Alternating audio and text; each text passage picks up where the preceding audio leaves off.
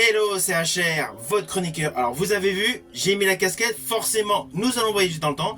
Plus précisément, nous allons aller en 1977.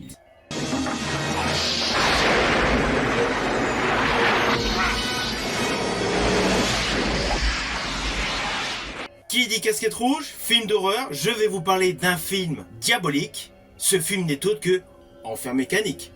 Let's go! I think I hear the engine of that car. It's around here somewhere. Wait, I'm scared. No, I promise you I won't go out. Tell me what to do, baby.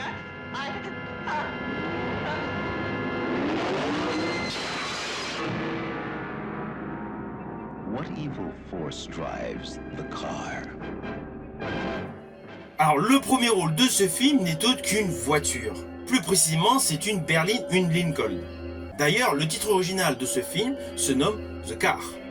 Néanmoins, je vais être un peu plus précis sur le script, avec notamment une précision sur la géolocalisation où se déroule cette histoire.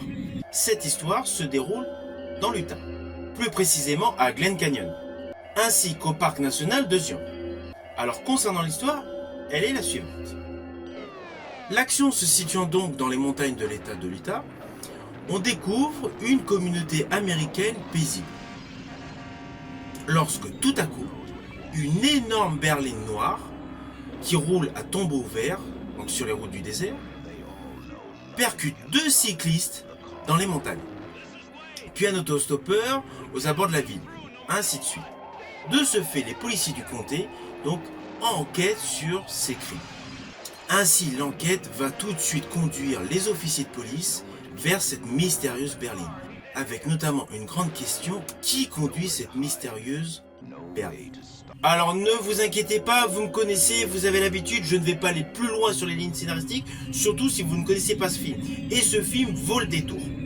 Alors tout d'abord, forcément, qui dit film avec en premier rôle un véhicule, on pense principalement au chef-d'œuvre qui a fait découvrir Steven Spielberg, au film Duel, qui était sorti en 1971 et qui fut un véritable carton.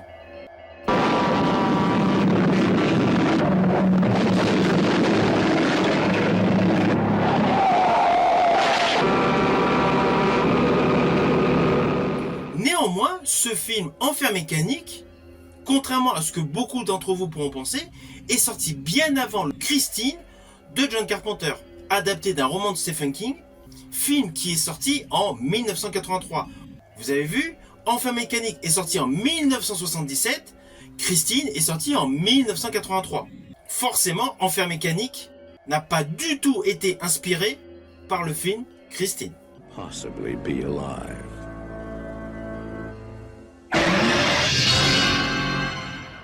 D'ailleurs, pour la petite histoire, sachez qu'en 1986, donc 3 ans après le chef-d'œuvre de John Carpenter, il y a eu un autre film avec des véhicules mis en exergue, qui avait pour rôle titre Emilio Estevez, qui était une adaptation à nouveau de Stephen King. C'était le film Maximum Overdrive.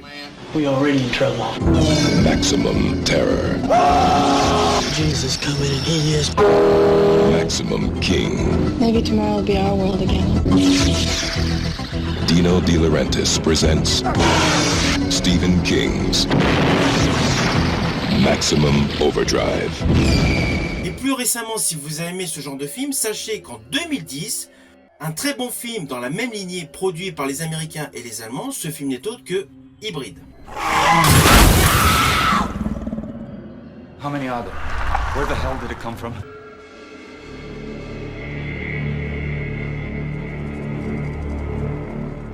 Mais pour l'instant, revenons sur Enfer Mécanique. Alors, Enfer Mécanique est un film, certes, qui a un petit peu mal vieilli sur certains effets spéciaux, sur certains effets visuels, mais ce film est extrêmement punchy. Ce film dégage toute la nostalgie des innovations scénaristiques des années 70, des années 80. Alors oui, pourquoi je dis 70-80? Parce que ce film fait bien la transition entre les années 70-80 du fait de sa sortie en 1977. Mais la qualité photo, l'éclairage, la mise en scène fait étonnamment penser à beaucoup de chefs-d'œuvre du début des années 80. On retrouve toute l'atmosphère de l'époque dans ce film. Et là où aujourd'hui les effets spéciaux, les effets informatiques donc essayent d'accroître votre montée d'adrénaline, Dans ce film, vous allez avoir ces montées d'adrénaline, vous allez avoir ces jumpscares, uniquement par le biais de la mise en scène de cette voiture dans le désert de l'Utah. Ce film est un pur chef-d'œuvre. Surtout qu'au final, c'est un film précurseur sur toute une lignée de films dans le même registre. Et je rajouterais que ce film a une dimension particulière, une dimension ésotérique. Car outre le fait de la voiture donc, qui percute les cyclistes au début, donc qui tue beaucoup de monde, il y a un côté très mystérieux, avec un final extrêmement ésotérique. Ce film présente un cachet assez particulier, car à chaque apparition du véhicule, on n'a pas l'impression que c'est une voiture, mais on a l'impression que c'est un être, fait de chair et de sang. Les alternances, accélération, freinage et surtout vrombissement des machines confèrent à chaque plan séquence un effet diabolique.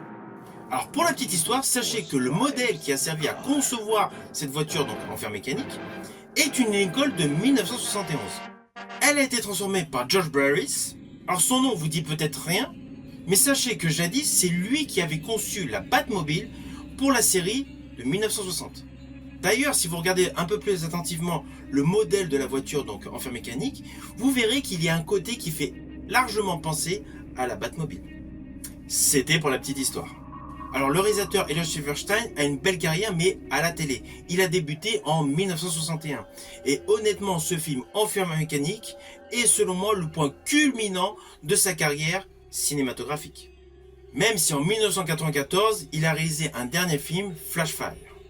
Alors le principal interprète de ce film est James Brolin. James Brolin donc qui joue le rôle d'un policier évidemment qui enquête sur les crimes commis par cette voiture. Alors James Brolin a une très belle carrière cinématographique. Il a joué sur plusieurs décennies de cinéma, dans des registres totalement différents, que ce soit policier, aventure, drame, comédie, catastrophe. Il a eu des rôles dans de nombreux registres. Moi personnellement, j'ai préféré son interprétation dans un film de science-fiction, Monde Ouest. John Blaine, Peter Morton. Thank you.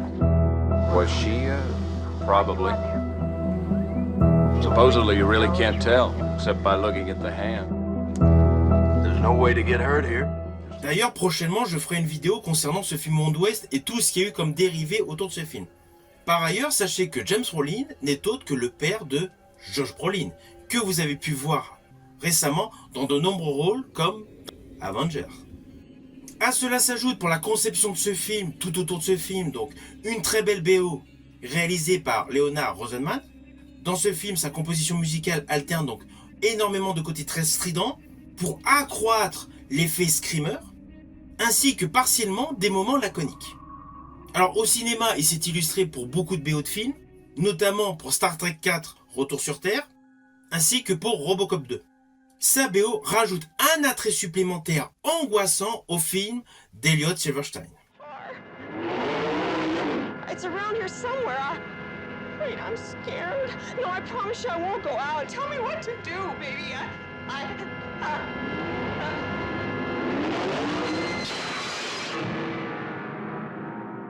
What evil force drives the car?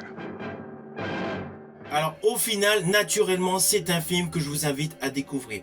Vous pouvez le trouver par le biais de supports physiques, via DVD ou Blu-ray, mais vous pouvez également le trouver sur certaines plateformes de streaming. Si vous avez aimé la vidéo, n'oubliez pas, petit pouce, le partage. Quant à moi, je vous dis à bientôt pour une prochaine vidéo.